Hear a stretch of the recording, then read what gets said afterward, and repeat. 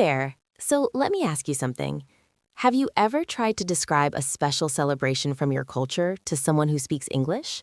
Maybe it's a harvest festival, a religious celebration, a cultural parade, or a unique local tradition, and you're trying to explain what happens, why it's special, what makes it meaningful, but you struggle to find the right words. How do you describe the atmosphere, the excitement, the colors, the sounds, the emotions? How do you explain the traditions in a way that makes sense to someone unfamiliar with them? This is a really common challenge because festivals and celebrations are so culturally specific. They're filled with unique rituals, traditional foods, special clothing, symbolic meanings.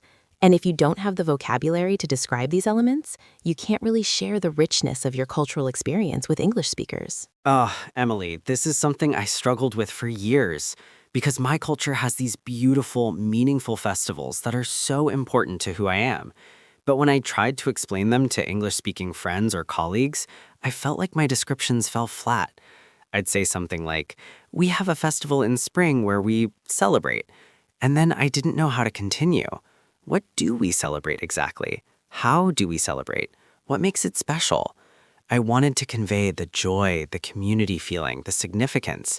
But without the right vocabulary and descriptive skills, my explanations were boring and didn't capture the magic at all. My friends would nod politely, but I could tell they didn't really understand why these celebrations meant so much to me. Exactly. And it works both ways. Understanding how English speakers describe their own festivals and celebrations helps you participate more fully when you're in English-speaking environments.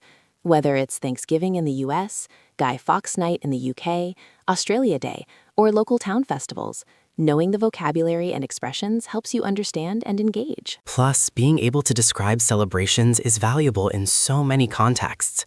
In social conversations when people ask about your background, in presentations at work about cultural diversity, in essays or writing assignments, in travel blogging or social media. This isn't just casual conversation skill, it's cultural communication. Welcome to English Club Podcast. I'm Emily, and I'm here with my friend Paul, and we're so glad you're here with us. This is our space where we learn English that connects us to real life and real cultures. Today, we're diving into how to describe festivals and community celebrations in English. We're going to learn vocabulary for different types of celebrations and events. We're going to practice describing traditions, rituals, and customs. We're going to learn how to explain the significance and meaning behind celebrations. We're going to explore sensory language for describing sights, sounds, tastes, and atmosphere. And we're going to discuss how to make your descriptions vivid and engaging. This episode is about cultural communication. We're learning to bridge cultures by describing what makes celebrations special, meaningful, and memorable. This topic matters because festivals and celebrations are central to human experience. They bring communities together, mark important occasions, preserve traditions, and create shared memories. Being able to Describing them in English allows you to share your culture and understand others. Plus, description skills are valuable far beyond festival talk. The techniques we learn today for vivid, engaging description apply to storytelling, travel writing, presentations, and any situation where you need to paint a picture with words. By the end of this episode, you'll know how to describe what happens at festivals from preparation through celebration.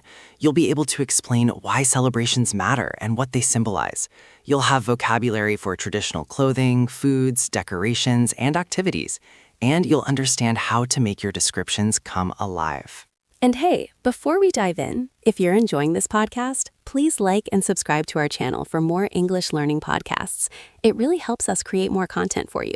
Your support means everything. Okay, so let's start with basic vocabulary for different types of celebrations and events. Festival is a general term for a celebration, often lasting 1 or more days, centered around a theme, tradition, or cultural event. We have a harvest festival in the fall.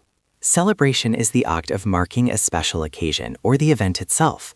Birthday celebration, anniversary celebration, victory celebration. Holiday is a special day when people don't work, often with cultural or religious significance. Christmas is a major holiday. National holidays, religious holidays. Feast traditionally means a large meal for celebration, but can also refer to a festival day, especially religious ones. Feast day, wedding feast. Parade is a procession of people, often with floats, bands, and performers, moving through streets for celebration or ceremony. Carnival originally referred to the period before Lent, but now describes festivals with parades, costumes, music, and street celebrations. Fair or festival fair is an event with entertainment, food vendors, games, and exhibitions, often outdoors. Ceremony is a formal event with specific rituals and protocols, often marking important occasions. Graduation ceremony, wedding ceremony. Now let's talk about the components and elements that make up festivals and celebrations. Traditions are customs passed down through generations. It's a tradition to light candles on the first night. Customs are accepted practices within a culture or community. Local customs include exchanging gifts. Rituals are ceremonial actions performed in a prescribed order. The ritual begins with a blessing. Practices are habitual actions within a cultural context. Traditional practices during the festival include fasting and prayer. Now let's learn vocabulary for describing traditional clothing and dress. Traditional dress or traditional attire or traditional clothing refers to culturally specific garments worn for special occasions. Costume can mean traditional clothing or special outfits for performances or themed events. Festival costumes, elaborate costumes. Describing clothing: colorful, vibrant, ornate, highly decorated, elaborate, complex and detailed, embroidered, decorated with stitched designs, handmade, authentic. Specific garments vary by culture, but you can describe them. Flowing robes, embroidered tunics, ceremonial Erratic headdress, decorative sashes, traditional jewelry. People dress in their finest clothes, or everyone wears traditional dress, or you'll see elaborate costumes are ways to describe clothing at celebrations. Now let's discuss food vocabulary for festivals and celebrations. Traditional foods, or festive foods, or special dishes, are foods prepared specifically for celebrations. Feast as a noun means an abundant meal. We prepare a feast with dozens of dishes. Describing preparation: prepared from scratch, made according to traditional recipes, passed down through generations, requires days of preparation. Types of festival foods: sweet treats, savory dishes, traditional delicacies, festive desserts, ceremonial bread, symbolic foods. Describing taste and experience: delicious, mouth-watering, rich, flavorful, aromatic, indulgent, sumptuous. Everyone gathers to share a meal, or food is central to the celebration, or we feast together, describes communal eating. Now let's learn vocabulary for decorations and visual elements. Decorations are items used to make spaces festive. Streets are filled with decorations. Specific decorations: lanterns, banners, flags, flowers, lights, streamers, garlands, ornaments. Describing decorations: colorful, festive, vibrant, elaborate, beautiful, bright, eye-catching, stunning. The town is decorated, or homes are adorned with, or everything is festive describes decorated spaces. Colors are important. Red and gold are the traditional colors, or bright colors everywhere, or decorated in green and white. Now let's discuss activities and events that happen during celebrations. Performances include music, dance, theater. Traditional performances, cultural performances, street performances. Music and dancing are common. Live music, traditional music, folk dancing. Everyone dances in the streets. Processions are organized groups moving through an area. Religious procession, ceremonial procession. Fireworks or fireworks display creates visual spectacle. The celebration ends with spectacular fireworks. Games and activities provide entertainment. Traditional games, competitions, contests, activities for children. Markets or vendor stalls sell foods, crafts, and goods. Festival market, craft stalls, food vendors. Religious services or ceremonies mark spiritual aspects of celebrations. The day begins with a special service. Now let's learn how to describe the preparation phase before celebrations. In the weeks leading up to, or preparations begin weeks in advance, or families prepare for weeks, describes the preparation period. People clean their homes thoroughly, or homes are deep cleaned, describes common pre-celebration cleaning. Special foods are prepared, or traditional dishes are made, or cooking begins days before, describes food preparation. Markets become busy, or shops are crowded with people buying, describes pre-celebration shopping. Decorations go up, or people decorate their homes, or the town is transformed, describes decorating. There's excitement in the air, or anticipation builds, or everyone looks forward to. The emotional buildup. Now let's discuss how to describe the atmosphere and feeling of celebrations. Atmosphere or ambiance refers to the overall feeling of an event.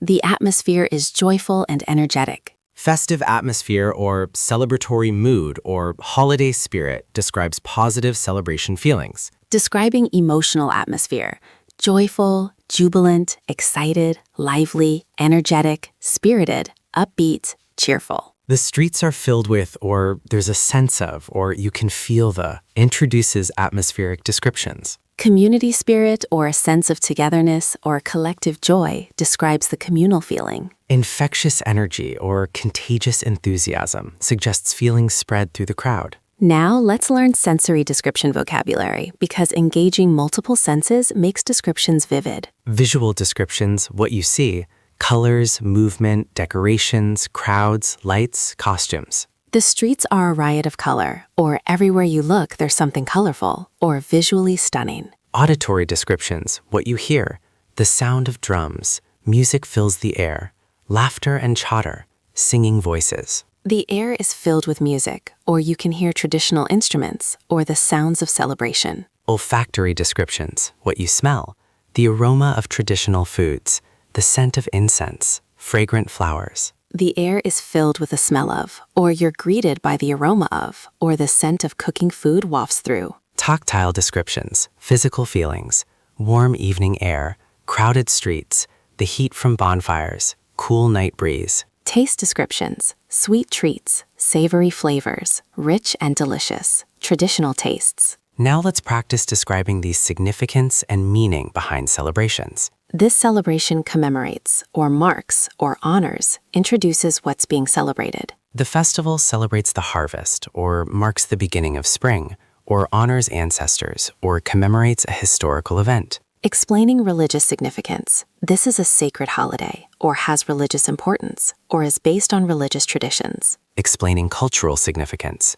this tradition preserves our cultural heritage, or connects us to our ancestors, or maintains cultural identity. Explaining community significance: brings the community together, or strengthens community bonds, or creates a sense of belonging. For many people, this celebration represents, or symbolizes, or means, introduces deeper meaning. Now let's discuss vocabulary for timing and duration of celebrations. Takes place annually, or happens every year, or occurs once a year for annual celebrations. Falls on indicates specific dates. The celebration falls on the first full moon of autumn. Lasts for indicates duration. The festival lasts for 3 days, or celebrations continue for a week. Spans also indicates duration. The celebration spans several days, or festivities span an entire weekend. Begins with and ends with frame the celebration.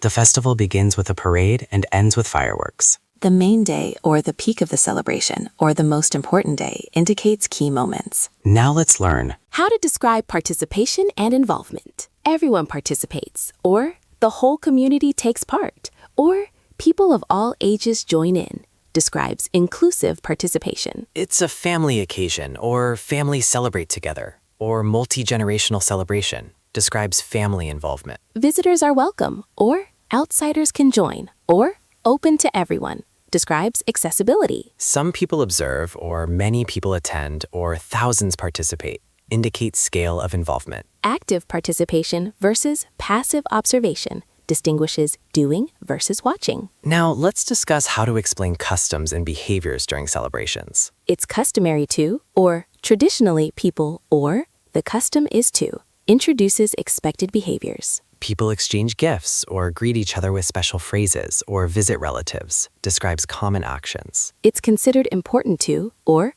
people make sure to, or everyone tries to. Indicates valued actions. Some families, or many people, or traditionally, introduces variable or traditional practices. Now, let's practice building complete festival descriptions. I'll give you a structure to follow. Structure. 1. Name and basic information. 2. Timing and duration. 3. Historical or cultural background. 4. Preparations. 5. Main activities and events. 6. Traditional foods. 7. Atmosphere and significance. 8. Personal reflection. Let me demonstrate with this sample description of a fictional harvest festival. Every autumn, our community celebrates the Harvest Moon Festival, a 3-day celebration that marks the end of the harvest season and gives thanks for the year's abundance. The festival has been celebrated for over 300 years, originating as a way for farming communities to celebrate successful harvests and prepare for winter. Preparations begin weeks in advance. Families deep clean their homes and prepare traditional dishes that require days of cooking. The town center is transformed with colorful lanterns strung between buildings, and vendors set up stalls selling crafts, foods, and seasonal goods. The festival begins on Friday evening with a procession through the town. People wear traditional dress. For women, flowing embroidered robes in autumn colors. For men, ceremonial vests with decorative patterns passed down through families. The procession moves toward the town square, where a large bonfire is lit, symbolizing warmth and community as we head into colder months. Saturday is the main day. The streets fill with music and dancing. Traditional folk bands play throughout the day, and anyone can join the dancing. There are competitions, pie baking contests, traditional craft displays, children's games. Food vendors offer seasonal specialties: roasted chestnuts, spiced cider, honey cakes, and harvest vegetable stews. Sunday morning begins with a ceremony of Thanksgiving. Community members share stories of the year's blessings, and symbolic offerings of grain and fruit are made. The afternoon features more relaxed activities: storytelling for children, craft demonstrations, musical performances. As the sun sets, everyone gathers for the closing ceremony and spectacular fireworks display. The atmosphere throughout It is joyful and warm. There's a strong sense of community, with neighbors greeting each other, families reconnecting, and even visitors from other towns welcomed warmly. The air is filled with the aroma of traditional foods, the sound of music and laughter, and the visual beauty of autumn colors and festive decorations. For me, this festival represents connection to the land, to community, to tradition. It's a reminder that despite our modern lives, we still depend on the earth's cycles and each other. The collective joy and gratitude creates something magical that stays with you long after the festival ends. That's a complete, vivid festival description. It covered all the elements and painted a clear picture. Now let's discuss how to compare and contrast celebrations when explaining them to others. Similar to familiar celebration, helps people understand by comparing to something they know. It's similar to Thanksgiving in that we give thanks and share a large meal, but different in that Think of it like familiar celebration, but with unique elements, also uses comparison. Think of it like Christmas, but with more emphasis on community rather than gift-giving. while familiar celebration focuses on aspect, our celebration emphasizes different aspect. Shows contrast. You might compare it to familiar event, though the meaning is quite different. Acknowledges similarities while noting differences. Now let's learn vocabulary specific to different types of celebrations. Religious celebrations: sacred, holy day, worship, prayer, blessing, pilgrimage, ritual purification, fasting, religious observance. Cultural heritage celebrations: cultural identity, heritage, ancestral traditions, folk customs, indigenous practices, cultural preservation. National patriotic celebrations: Independence Day, national pride, patriotic, commemorating freedom, national anthem, flag raising. Seasonal celebrations: solstice, equinox, changing seasons, harvest, planting, seasonal cycles, agricultural traditions. Life milestone celebrations: coming of age, wedding, birth, funeral rites, baptism, graduation, retirement. Community celebrations: town festival, neighborhood gathering, community tradition, local custom, bringing neighbors together. Now let's discuss storytelling techniques for making festival descriptions engaging. Start with a hook. Imagine streets filled with thousands of glowing lanterns floating into the night sky. This creates immediate interest. Use specific details rather than generalizations. Instead of saying, "the food is good," say, "vendors serve steaming bowls of fragrant noodle soup topped with fresh cilantro and lime." Include personal anecdotes. I remember as a child, my grandmother would wake us before dawn to help prepare the traditional cakes. Show, don't just tell. Instead of saying, "people are happy," describe what happy looks like. Children run through the streets laughing, elderly couples dance hand in hand, and strangers greet each other with broad smiles. Use varied sentence structures. Mix short, punchy sentences with long, flowing descriptions to create rhythm. Build from general to specific, or vice versa. The festival transforms the entire city. Streets that are normally quiet business districts, Ricks become rivers of humanity. The main square, usually home to just a few scattered tourists, holds tens of thousands of celebrants. Now let's practice describing specific sensory moments within celebrations. Visual moment. As the sun sets, the ceremony begins. One by one, paper lanterns are lit, their warm glow multiplying across the crowd, until thousands of lights illuminate faces with a soft golden radiance. When released, they rise slowly, hundreds of tiny fires ascending into the darkening sky, creating a river of light flowing upward. That's vivid. You can picture it clearly. The progression from one lantern to thousands, the specific color description, the metaphor of a river of light. Auditory moment. The drum circle starts slowly, a single steady beat. Gradually, more drummers join, creating layers of rhythm. The sound builds until you feel it in your chest, a pulse that seems to synchronize the heartbeats of everyone present.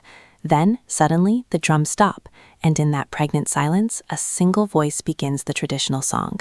Within moments, hundreds of voices join, creating harmonies that send chills down your spine. Beautiful description. The progression, the physical sensation, the emotional impact, all conveyed clearly. Now let's discuss explaining symbolic elements and their meanings. This represents, or symbolizes, or is symbolic of, introduces symbolic meanings. The color red represents good fortune, or the circular shape symbolizes eternity, or breaking bread together represents unity. Each element has significance, or every detail carries meaning, introduces discussion of multiple symbols. According to tradition, or it's believed that, or the meaning behind this is, introduces traditional interpretations. For modern celebrants, it represents, acknowledges how meanings evolve or vary. Now let's discuss the evolution or changes in celebrations over time. Traditionally, or in the past, or historically, introduces how things were done previously. While we still, or although we continue to, or we've maintained, describes preserved traditions. However, modern celebrations also include, or in recent years we've added, or some aspects have changed, introduces changes. The core meaning remains the same, but the way we celebrate has evolved, acknowledges both continuity and change. Younger generations or contemporary celebrants or modern interpretations discusses current practices. Now let's discuss vocabulary for scale and scope of celebrations. Massive celebration or huge festival or enormous event indicates large scale. Specific numbers help, attracts over 100,000 visitors, or involves thousands of participants, or fills the entire downtown area. One of the largest or the biggest celebration in the region or nationally significant indicates importance. Intimate gathering or small community celebration or local tradition indicates smaller scale. Has grown significantly or started small but now, or expanding each year, describes growth. Now let's learn how to describe different roles people play in celebrations. Organizers or a festival committee or those who coordinate are people who plan and run events. Performers include dancers, musicians, actors. Traditional performers, street performers, cultural performers. Participants or celebrants are people taking part. Active participants, enthusiastic celebrants. Spectators or observers or audience members watch rather than actively participate. Vendors or merchants or sellers provide goods and services. Elders or community leaders or religious leaders often have special roles in traditional celebrations. Now let's discuss how to handle explaining unfamiliar concepts or items. When introducing something unfamiliar, provide context first. In our culture, we have a special type of bread called name, which is a round, slightly sweet bread traditionally baked in wood-fired ovens. Use comparisons. It's similar to a croissant in texture, but shaped like a pretzel and flavored with cardamom. Explain function or use. The ceremonial cloth is draped over doorways to welcome guests and symbolize hospitality. Provide etymology if relevant. The word comes from the ancient word for gathering, reflecting the communal nature of the celebration. Don't assume knowledge, but also don't over-explain. Strike a balance. We light oil lamps, small clay bowls filled with oil and a cotton wick, throughout our homes. Now let's practice describing challenges or funny mishaps that can happen during celebrations. One year, the weather didn't cooperate, or, despite careful planning, sometimes things go wrong, acknowledges imperfections. I remember one festival where the power went out during the evening ceremony. Rather than canceling, someone started singing and soon everyone joined in. It became one of the most memorable celebrations ever, all candlelight and voices in the dark. That's a great story. It shows authenticity and makes the celebration relatable. Not everything is always perfect. Weather is always a concern, or we've learned to be flexible, or part of the charm is dealing with unexpected situations adds realism. Now let's discuss vocabulary for invitation and inclusion. Everyone is welcome, or all are invited, or open to everyone indicates inclusivity. Visitors often join us, or outsiders are encouraged to participate, or we love sharing our traditions with others shows openness. If you ever have the opportunity to attend, or I hope you can experience it someday, extends personal invitation. Please join us next year, or you'd be welcome to celebrate with us, makes direct invitation. Now let's learn phrases for concluding festival descriptions. This celebration is more than just a festival, or what makes it special is introduces reflective conclusion. For our community, this represents or the true meaning lies in, or at its heart, the celebration is about, introduces core meaning. I encourage anyone interested to, or if you want to learn more, or there are opportunities to, suggest next steps for interested listeners. Each year I look forward to, or this remains one of my favorite traditions, or I hope I've conveyed why this matters so much, adds personal closing. Now let's discuss regional and international celebrations to build vocabulary for different types. Some well-known international festivals: Carnival in Brazil, massive street celebration before Lent with samba parades. Elaborate costumes and dancing. Oktoberfest in Germany, world's largest beer festival with traditional Bavarian music, food, and massive beer tents. Diwali in India, festival of lights celebrating the victory of light over darkness, with oil lamps, fireworks, sweets, and family gatherings. Chinese New Year, or Spring Festival, celebrates the Lunar New Year with family reunions, traditional foods, red decorations, and fireworks. Mardi Gras in New Orleans, carnival celebration with parades, masked balls, jazz music, and traditional king cake. Learning how these celebrations are described in English helps you understand patterns for describing any celebration. Now let's discuss modern additions to traditional celebrations. Social media has changed how we share the celebration, or live streaming allows distant family to participate, acknowledges technology's role. While maintaining traditional elements, we've added contemporary touches like introduces modern additions. The younger generation brings new energy and sometimes new interpretations, discusses generational changes. Some people worry we're losing authentic traditions, while others embrace evolution, acknowledges tension between preservation and change. Now let's practice complete descriptions of different celebration types. Wedding celebration. Traditional weddings in our culture are 3-day affairs involving both families and the entire community. Preparations begin months in advance with families arranging details and extending invitations. The first day features the henna ceremony, where intricate designs are painted on the bride's hands and feet while female relatives sing traditional songs. The second day is the actual ceremony, held in the late afternoon. The bride wears a red and gold embroidered gown, and the ceremony includes exchange of garlands, circling a sacred fire 7 times, and various blessings. The celebration continues late into the night with music, dancing, and an enormous feast featuring dozens of traditional dishes. The third day is a reception at the groom's family home, welcoming the bride into her new family. The entire celebration is joyful, colorful, and deeply meaningful, a blend of sacred ritual and community celebration. That's comprehensive. It covered timeline, activities, significance, and atmosphere. Now let me try a coming-of-age celebration. When young people in our community turn 16, they participate in a coming-of-age ceremony that marks their transition to adulthood. The preparation is intense, 6 months of learning traditional skills, community history, and cultural values from elders. The ceremony itself takes place during the summer solstice. The young people, dressed in white ceremonial clothing, spend the night in meditation at a sacred site, returning at dawn. As the sun rises, they perform traditional dances they've learned, demonstrating their knowledge of cultural practices. Each participant then receives a special symbol from an elder, a pendant, bracelet, or other item representing their place in the community's lineage. The celebration that follows includes feasting, storytelling, and the young people's first participation in adult community decisions. It's a powerful experience that connects youth to their heritage and gives them a sense of responsibility and belonging. For those who go through it, the memories stays with them for life. Excellent. You captured the preparation, ceremony, symbolism, and lasting impact. These detailed descriptions really help listeners understand not just what happens, but why it matters. Now let's discuss how to respond when people ask questions about celebrations you've described. Common questions: how did this tradition start? What do the colors or symbols mean? Can outsiders attend? How has it changed over time? What's your favorite part? Respond honestly. I'm not entirely sure of the origin, but what I've been told is, or the meaning has evolved, but traditionally acknowledges limitations in your knowledge.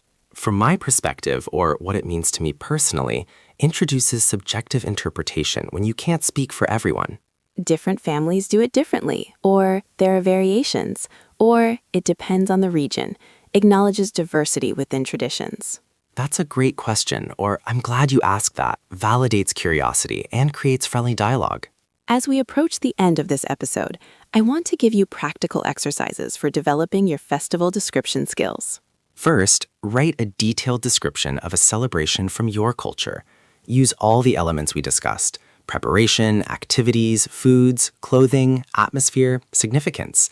Aim for 500 to 700 words. Second, practice describing the celebration out loud, as if telling someone face to face. Notice where you struggle to find words and look up those terms. Third, watch videos or read articles about celebrations from English-speaking cultures. Notice the vocabulary and structures used to describe them. Fourth, describe celebrations using all 5 senses. What do you see, hear, smell, taste, and feel physically? This makes descriptions vivid. Fifth, explain the same celebration to different audiences: a child, a tourist, an anthropologist. Notice how you adjust details and language. Sixth, practice comparison. Explain your celebration by comparing and contrasting it with familiar celebrations your listener knows. I'd love to hear from you. What celebration from your culture would you like to describe? What makes it special? What challenges do you face when describing cultural celebrations in English? Share in the comments. And please, if you found this episode helpful, like and subscribe to English Club for more English learning podcasts. Thank you so much for listening. Remember, describing celebrations isn't just about vocabulary. It's about cultural bridge building. When you describe your traditions clearly and vividly, you help others understand your culture. And when you understand how to describe celebrations in English, you can participate more fully in discussions about culture, tradition, and community wherever English is spoken. You now have the vocabulary for clothing, food, decorations, activities, and atmosphere. You have structures for explaining significance and meaning. You have techniques for making descriptions engaging and vivid. Don't be intimidated by the complexity of cultural description. Start simple. Describe one aspect well, maybe just the food or just the opening ceremony, then gradually add layers of detail.